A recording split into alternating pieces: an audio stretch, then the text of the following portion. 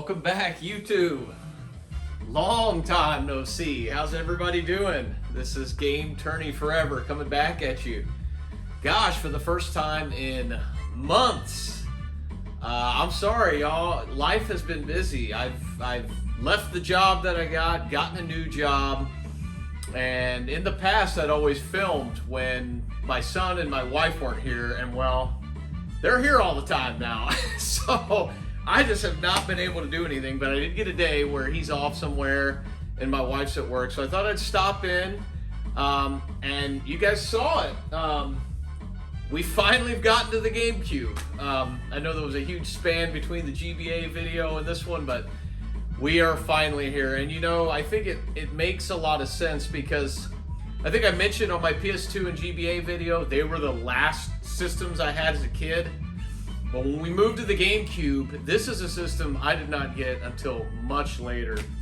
And so with that, y'all, I'm just gonna get into it. I got my, some of my rare games out here, my first game, some of my favorites, just some, different accessories for the system, and of course, my story and history with it.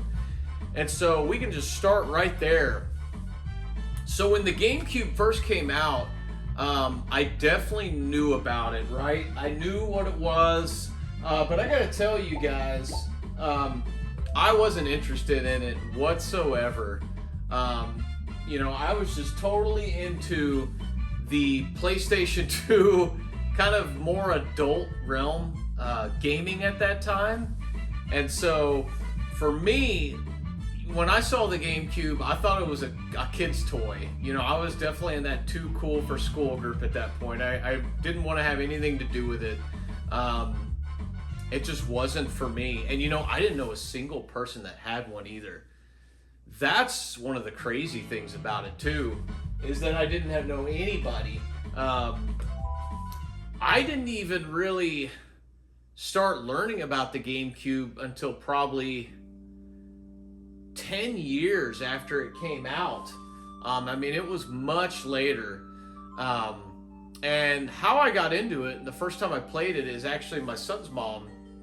She had a Wii, which I wasn't really into that either. Again, I was all PlayStation pretty much.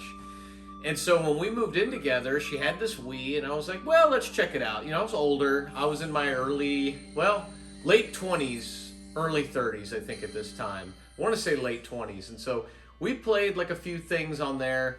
But then, like I saw on the top, there were some memory card slots, and I started looking into it and found out it could actually play GameCube games. And so when I found that out, I was like, cool. Like, I had started to get into retro collecting a few years before this.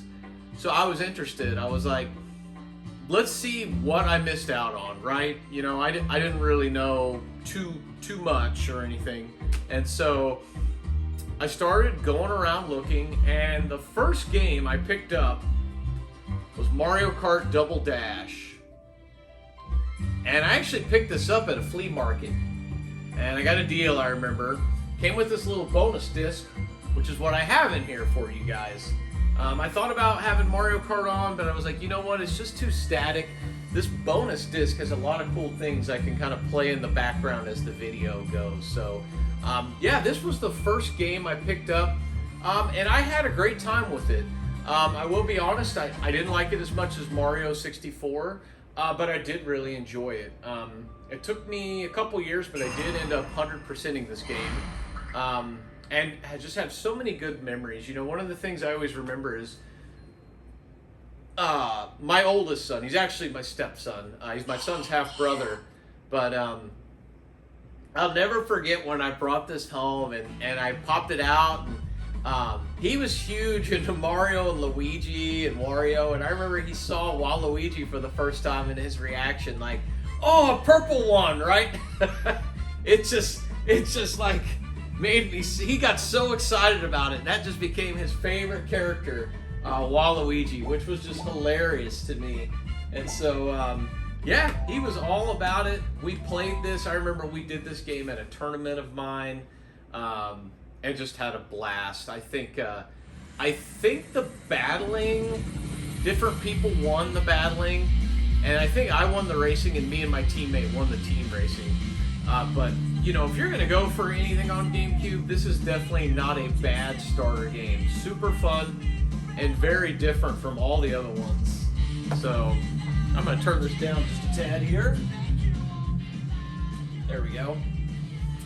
Anyway, so that was my first game and my story with that. Now, through the years, it's funny, I ended up getting my GameCube shortly after I started getting into the system because the Wii U came out, actually. And I, like, the Wii and the GameCube playing, you know, years later. This had to be around 2012 when I started playing these things. Well, the Wii U came out that year. It kind of got me back into Nintendo. And so about a year later in 2013, I wanted to get a Wii U. And I talked to my son's mom at the time. And so when I picked one up, I saw it was backwards compatible with Wii games. And so I was like, well, I don't need the Wii anymore. And so I wanted a GameCube because I read it actually had Game Boy backwards compatibility with a Game Boy player. And you guys probably can't see it, but my GameCube is back there. I ended up buying it from a coworker. It was a black GameCube, came with a bunch of games, a controller, all that good stuff, and he gave me a good deal on it. But yeah, I ended up wanting that because I wanted this. I wanted to be able to play Game Boy Color, and GBA games. And for me, having this and the Wii U was perfect. I could have my Wii U and Wii stuff, and my GameCube and all my handheld stuff on, you know, two systems. And so I ended up giving the Wii actually to that half-son, my stepson, Bubba, if you ever see this video, right, kid? Anyway, so yeah, this was awesome. I loved it too because again, the Game Boy player, it matches the same color as my GameCube. I have the black GameCube, so I got the black GBA player. It literally looks like it's a part of the system. And you know, I'll just talk about the system a little bit. Again, I don't think you guys can see it, but I went from disliking the GameCube completely years prior to loving the machine. I have decked mine out. There's a memory card there. I have 4 Wavebirds. You'll see 4 Wavebirds. 2 silver platinum like this, 2 gray. And if you guys don't know what these were like the first sort of OEM first party wireless controller, and they're great. They're amazing. I love this controller. It's the only thing I use. I use it on my on the Switch if we play 8-player Smash. I use it on the Wii U if we play 8-player Smash, and of course I use it on the GameCube. You know, some people will complain, you know, because it's not wired, especially on things like Melee. If you got 4 of them, it doesn't matter, right? Everybody's dealing with it. So, but these are really expensive. When I picked all these up, they were much cheaper at the time. I think I was picking up for 30 or 40 bucks a piece 10 or more years ago. But yeah, I managed to go through and grab 4. Happy I did. So I have a decked out Wavebird GameCube.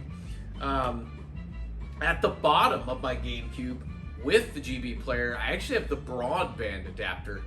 So I can actually connect my Double Dash with multiple GameCubes if they have the broadband adapter for an awesome LAN party and other games. And then to finish it off in the back, I actually have the first party Nintendo component cables. I call it the sexiest cable alive because it's like, I think it's like in the high 200s, almost $300 for that cable. And you know, when I bought mine, it was years ago before they came out with like the, I forget what that HDMI solution is. So at the time, it was the only way outside of like component cables on the Wii to get HD. And you know what? I'm happy I spent the money.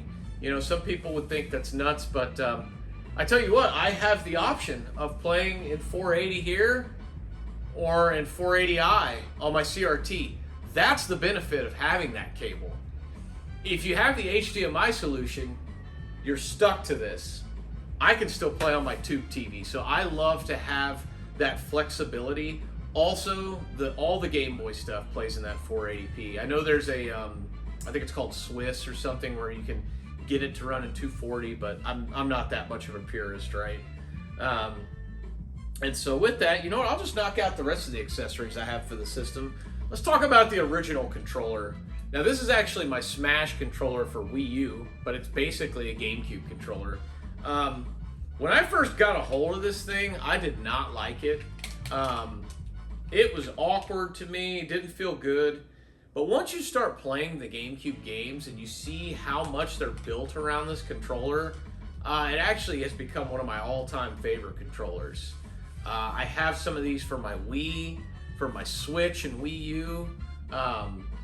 Yeah, this thing, you know, whatever games utilize it well, they do just that. They utilize it well, and they're like little tanks as long as you take care of them. You know, I feel like these C-sticks are the first things that go, and my only critique would be the D-pad. The D-pad's pretty trash, but outside of that, this is a great controller, you guys. The other accessory I have,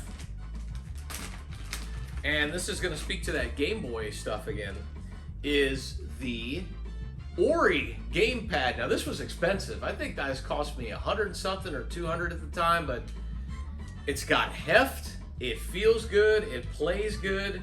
You know, for fighting games for the GameCube, I think I'd rather actually use this controller. I don't have a lot of fighting games that would utilize this, but this is a really good controller. They make other controllers modeled just after this.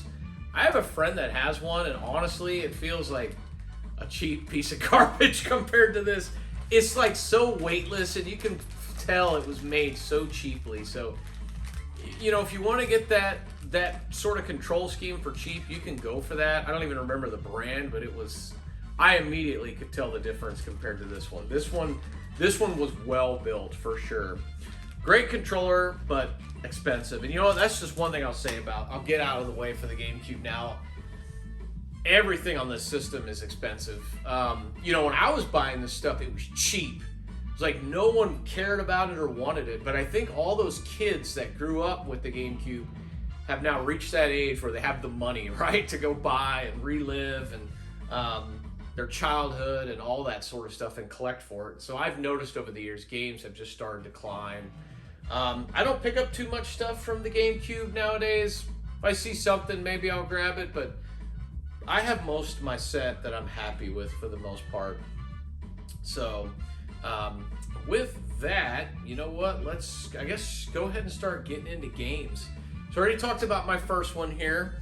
I'll start diving in and getting into different sets and stuff. I can tell you right now, you know, I'll start with the fighting games because this was the second game I ever got. Super Smash Bros. Melee. It took me a long time to buy another Smash game because I was so, you know, I had nostalgia all over for the N64. I was like, there's nothing that could be better than this, and just loved it. And I remember when I got this and I played this, I was like, oh my gosh, what have I been missing all these years? I 99% of this game. There's one trophy I don't have. I think it's called the Diskin Trophy, where you have to do all the bonuses in the game. Outside of that, I have done everything in this game. I think I spent, it wasn't a full year, but I remember there was a year there where I was just playing the heck out of this and unlocked everything legitly.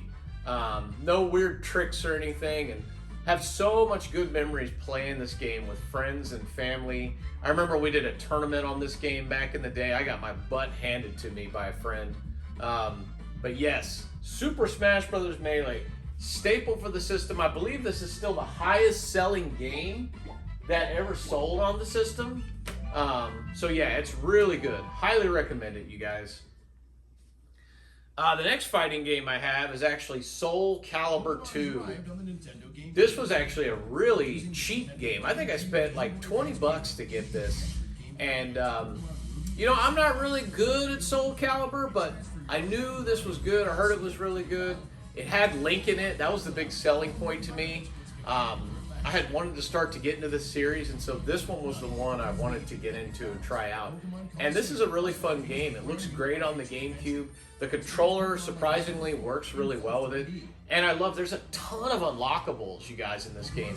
Like, if you want a game where you're going to get a lot of your money out of it, because there's just so much to do, there's a ton to unlock and do in this game. Highly recommend it. Fun to play with friends. All right.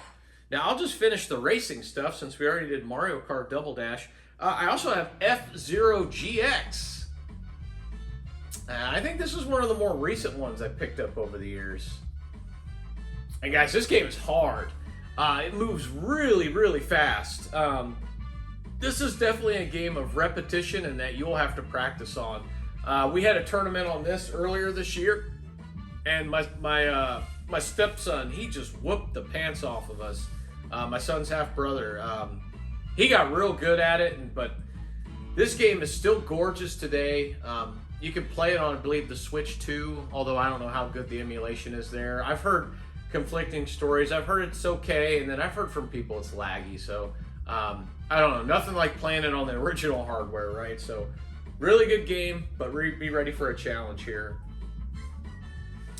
All right, let's go ahead and get into this series, which originated on the Gamecube. We got the Pikmin games, Pikmin 1 and Pikmin 2.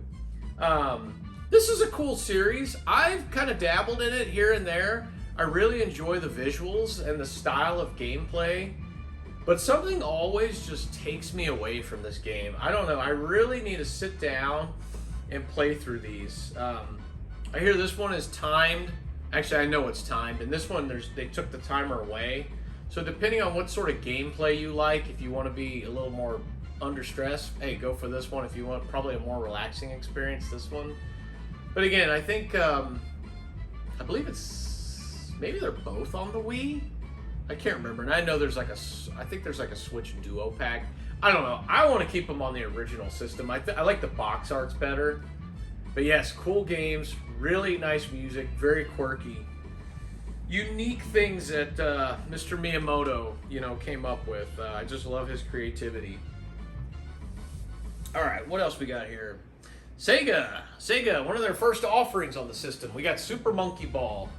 And probably still the best game in the whole series today. This or two, right? There's something about this analog stick and this game that just go well together. I have never experienced the control of the ball better on any system than this one. It just works so well. This game will frustrate you if you're trying to 100% it, but it's super fun, especially with a group of friends, and the mini games, they're amazing. Monkey Target, everybody knows that one.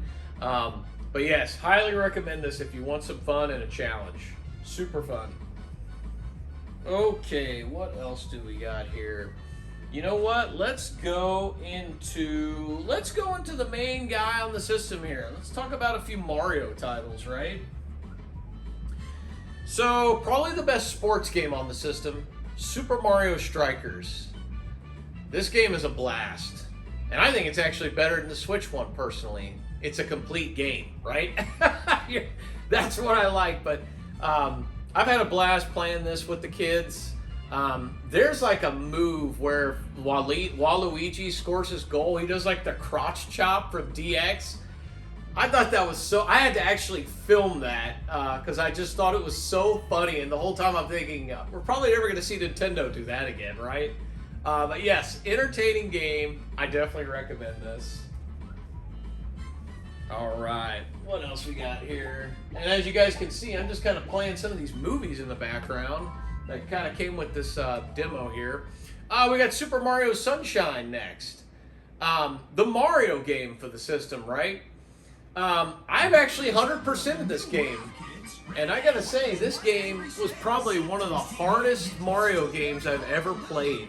I'd probably put it right behind probably Lost Levels. I would say after Lost Levels, this is probably the hardest Mario game in my opinion.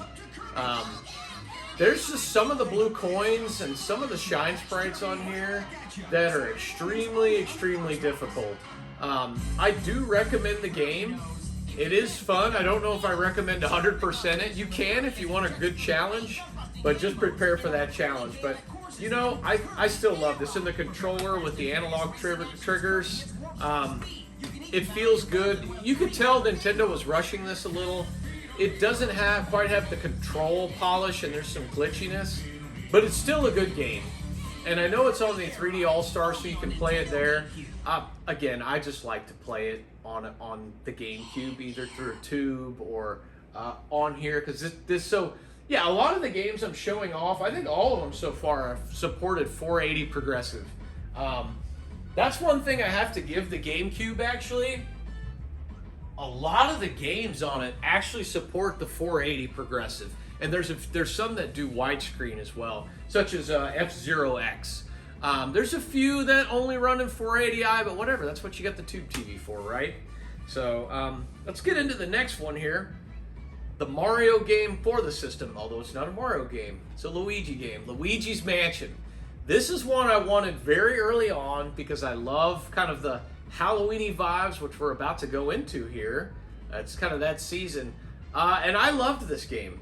I beat the Mansion and the Dark Mansion. I gold framed every single frame, like within the game. I forget what his name is, but there's a few challenges that are hard. There's the Ice Guy, and then the Boolossus. They were so infuriating to gold frame. They were so tough. But this is a really good game, especially if you're playing it casually, and a fun one to pop out on Halloween season. Get a group of friends and take turns and play this. It's super fun, and Luigi's hilarious throughout the game with his humming and sounds and just everything. I really need to play the other two games. I have them for Switch, but I don't know if any of them will ever replace this one. This one is great. All right, what else we got here? You know what, let's move into RPGs, and we'll stick with the Mario theme here. Paper Mario, The 1,000-Year Door. I bought this early on when it was still really cheap. I think I got it for 30 or 40 bucks, not the crazy prices it goes today for. Now, I haven't beat this game, but I've gotten pretty far, and I love this game. This is a great game. Probably my second favorite after Super Mario RPG. Now, they did re-release this on Switch, and I did pick it up because it did have a little bit of a different art style, and there were some changes. I honestly still have it sealed. Guys, I gotta be honest, I'm not a fan of the censorship that Nintendo does, or the changes they make to their games sometimes. I see some of that stuff and it bothers me. Like, let's not cover up our history or change things. Like, just accept it the way it was. That's how it was. And let's move forward. Like, what are we doing here? I don't know. It bothers me. So I have that one sealed.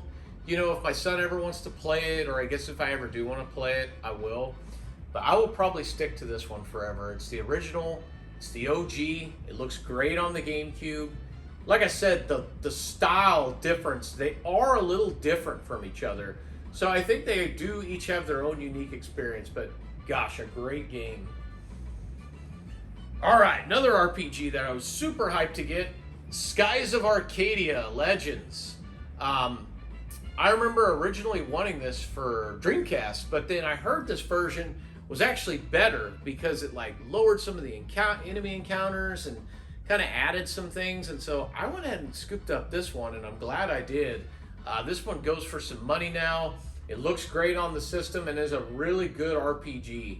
And you guys know that's my favorite genre, right? So definitely recommend this if you get a chance. One that I wish Sega would make a sequel or something to. I don't know how they would do it, but what a great game. You know, hanging out with the Sky Pirates and everything. All right. What else do we got here? You know what? Let's talk about these. All right. Some flight games here. So first we got Star Fox Assault. Now, when I bought this, it was practically brand new, and I got a great deal on it. Now, this game is, I feel like you either like it or dislike it. It's kind of a weird one. It's more of a return to form from the other one. But there's a lot of, like, Landmaster tank spots, and I can't remember, there may be even some out-of-the-vehicle spots as well. Yeah, I don't like it as much as Star Fox 64, but I think it's a solid overall game. Something cool and fun to play on the GameCube, and I think there actually is a 4-player mode in here too, like a multiplayer thing. So if you guys are looking for something for Star Fox on the system and want to play with some friends, or something close to the Wii U or 64 one, hey, give it a try. It's better than I think most people give it credit for. Now the other one is a whole different animal. Star Fox Adventures. I believe this was it is a rare game, and it was going to be called Dinosaur Planet, but they changed it to Star Fox. So there was some sort of, kind of Nintendo IP involved. And I've played a few hours into this. I actually like this game. This is a game I would like to get more into. There were some flying sections. You're mostly on foot doing like kind of Legend of Zelda type stuff. But it's fun. I have enjoyed what I've played so far, and I hope to get back to this someday and play more of it. But yeah, not a bad little game. Definitely different than every other game in the Star Fox series, that's for sure. Now, the big flight game for the system, and one I was happy to get, was Star Wars Rogue Squadron 2. Geez, guys, this game was just a showpiece for the system. Like, I pop it in now, and I'm still impressed. Like, I can tell now, like, it's dated, because just where graphics have gone and everything. But still even, like this Death Star trench scene, it still looks good. This is definitely like, I feel like this was the head-turning game for the system. And it's too bad, Factor 5 did a great job, and I was in that mode where I just didn't care back when I was a teenager, and that was a big mistake on my part. But I'm happy I've gotten to experience this later as an adult. Highly recommend this. One of the better Star Wars games I think ever made. Super good. All right. You know what? Let's go ahead and talk about these right here. I've had them sitting out in front of me. I got some games for these. First one we'll start with is Final Fantasy Crystal Chronicles. Now, you guys probably aren't going to see it, but it's got a picture of a Gamecube with 4 of these cables and 4 Game Boy Advances. What these are is they're a GBA link cable where you could use your Game Boy Advanced or Game Boy Advanced SP as a controller. And it kind of was doing what the Wii U or the DS or 3DS were doing way before. You had the main game screen on here, but you could see your inventory and stuff on your Game Boy Advance. And it's such a cool game. It kind of sucks for one person because they have to carry around this sort of pot that protects everybody. I've never had a chance to do the full setup. I have all 4 cables, I have the game, and if you guys saw, I have like 3 GBA SPs.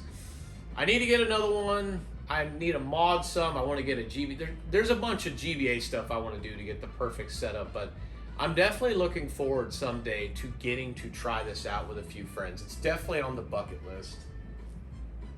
Now, the other one I have is Zelda 4 Swords Adventure.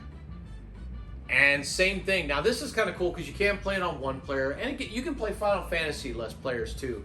But to be able to have 4 GBAs and 4 Zeldas, someone has the red, purple, blue, and green, I just think this would be such a blast to play together. So again, another one I really hope to get, all the GBA setups to actually experience sometime. All right, you guys, let's go ahead. Since we just talked about Zelda, why don't we stay on the Zelda train here, guys? The Wind Waker. This game, very controversial back in the day, even for myself. And you know what? This was a reason I didn't get a GameCube. A game like this, I played Ocarina of Time. I was into the darker, realistic PlayStation stuff. And when I saw this, I just laughed. I was like, give me a break. Years later, playing this, great gameplay, unique art style. Guys, this is a good game. And I have the Wii U version too. I go back and forth on which one I like because they look different. The Wii U has a ton of bloom. Like, it's like, I can't even explain it. So, like, it does have some quality of life features, but in some ways, I almost feel like that takes away a little bit from, like, the experience.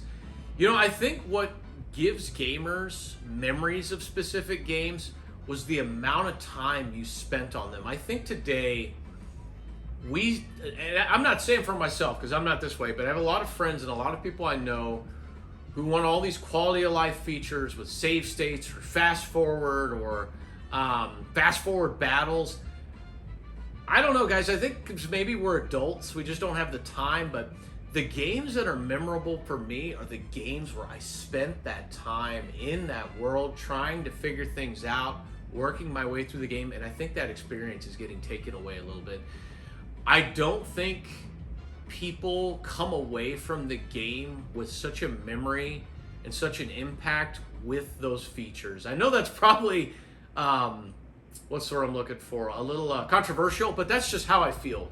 That's how I've noticed. So guys, play this either on Wii U or here, however you want. Here you get the exclusive Tingle Tuner though with the GVA, which is pretty neat. All right, here we go with the other one, Twilight Princess. Now, I bought this sealed years ago at a special, Game Over, Black Friday special. They had half off everything. It was $100. I got it for 50 and then unsealed it right there in the shop. And everybody filmed me. It was funny. But probably my favorite way to play the game.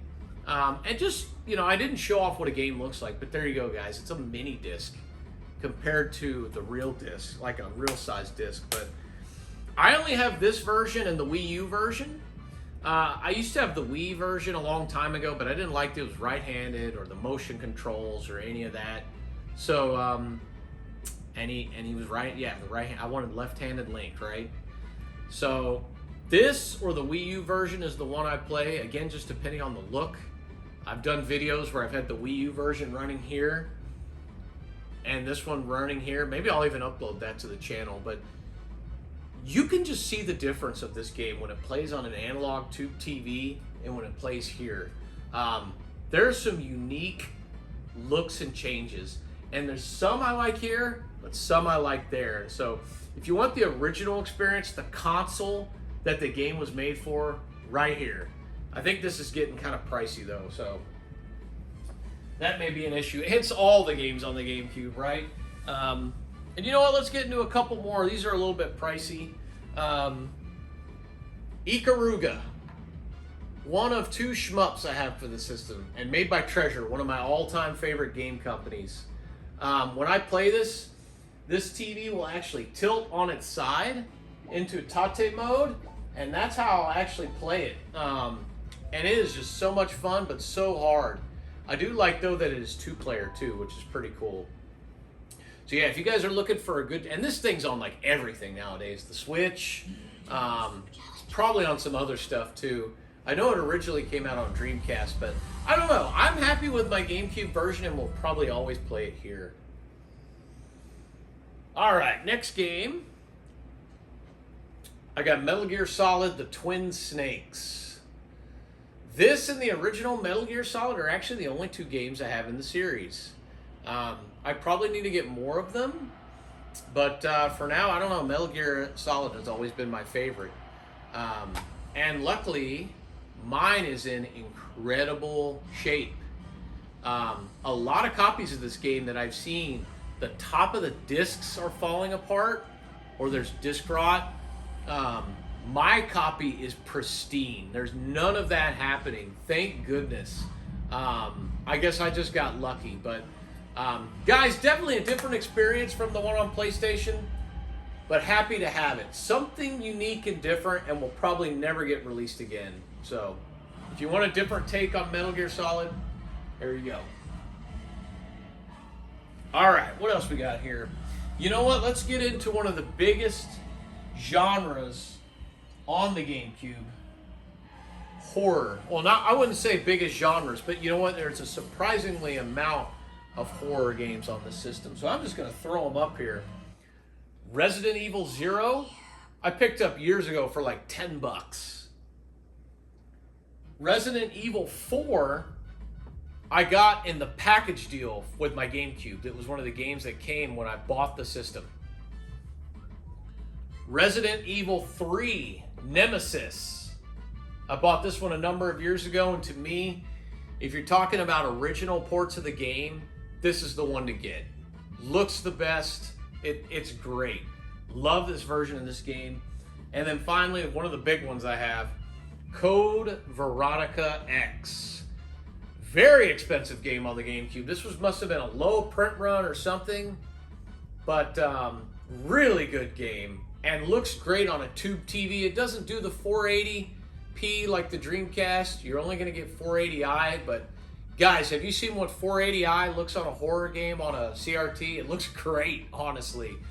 So like these, like Like this one will go 480p, this one will go 480p. I can't remember on this one if it does or not, but I know this one is 480i only, and you know what, I'm okay with that. But guys, yeah, if you're looking for some awesome horror on the system, you got 4 Resident Evil games here, and there's actually the remake, but I have that for another system, so that's why you don't see it here. But yeah, a ton of good Resident Evil games here, all the old school ones. So hey, hunt those down if you can, but I think they're starting to get pricey, at least some of them are. Now the last one I have is actually one of the only first-party Nintendo mature-rated games. What was it, Eternal Darkness, Sanity's Requiem? This game is pretty neat. It's pretty interesting. I'll be honest, it gets a lot of praise. I didn't like it as much as everybody says it is, but it's still a good game. You know, it's probably one of those things I just need to play more. It's just, when I play this and I play Resident Evil, I find myself having more fun with Resident Evil. This game is a very unique experience, though. It will freak you out if you don't know what's happening. It is something unique. You just got to play it and check it out. But I would recommend this. This is a cool and unique game for sure. And one that I'm surprised Nintendo hasn't tried to re-release, or I don't know. They'll probably try to, maybe they'll put it on the Switch 2 app like sometime this next month. Who knows? We'll see. All right, finally, let's get to my rarest games. I'm pretty sure these are my rarest games. I don't know, Code Veronica X may be higher than these, but I know these are way up there in value. And so I'm just going to start throwing them out here. Fire Emblem Path of Radiance. This game is amazing. Me and my neighbor Paul beat this last year because we're playing through all the Fire Emblem series. And we just had a blast on this. I mean, don't get me wrong, there were some tough battles. But the story, the art style, you know, we came off from playing Shadow Dragon on the DS on the Wii U shop to this. And so this was a nice leap in graphics for us. And right now we're playing Radiant Dawn, and it's just so cool to see the continuation of this story. But if you want a really good Fire Emblem game, and guys, I've been seeing the new Fire Emblems coming out, and we're going to get to those. We're going to play them eventually. You know, I just want the gameplay, talking, and short stuff in town. You don't need to give me all this, like, walking around in town. Like, I feel like they're trying to fluff the games out too much and make me do things I don't want to do. Just give me the battling from the old school and a little bit of interactivity in town. But you're not walking around. You just do it on the menu screen. I don't know. I like this. This is a great game. Another one of the big hitters I have, Chibi Robo, Plug into Adventure. Really unique game. Nothing like it out there. You play as Chibi Robo, helping the family clean up and basically them take care of themselves. This is a really nice looking game. Don't know if we'll ever get to see it again, the franchise. I think they did re-release this on the Switch 2 app though. So guys, if you've never tried it, you can try it there. I believe the game on Gamecube is still pretty pricey, so I don't even know what it goes for, but I know it's not cheap. But good game, you guys. All right, final game I have, and I got this on a crazy deal. Phantasy Star Online Episode 1 and 2 Plus. So this game comes with like all the DLC. You can play it locally, 4-player multiplayer. You can still connect to the internet on this. There are servers up. I bought this from Game Over for really cheap. The guy who priced it thought he just had Phantasy Star Online 1 and 2. I asked him, I said, "You sure this is the price?" He said, "Yes." And then as he went to, I said, "Okay, I'll buy it." When he went to ring it, he saw he messed up. The guy doesn't work for Game Over anymore. His name was Andy. He'll probably never see this, but he honored the price because I shopped at the store so much. I can't tell you how much money that store has probably made off me. He gave me the deal, and you know what? That's why I still go to that store. Stuff like that. You take care of your customer, especially when they pay you so much money, and you don't hurt them for your mistake. Man, you've made a customer for life for me because of that. And so, yeah, this is one I'd love to play 4-player with some friends sometime. Or, you know, if I knew some people that actually get online still on this, hey, maybe jump in there. You know, I've heard lots of cool stories from different YouTubers, like Johnny Millennium. Happy Castle Gamer, of his memories playing Phantasy Star Online, and others out there like My Retro Life, Tyler Esposito from My Retro Life. These guys have cool stories. You know, I never got to experience any of that back in the day on the Dreamcast or this, but it's something that I definitely want to jump into sometime.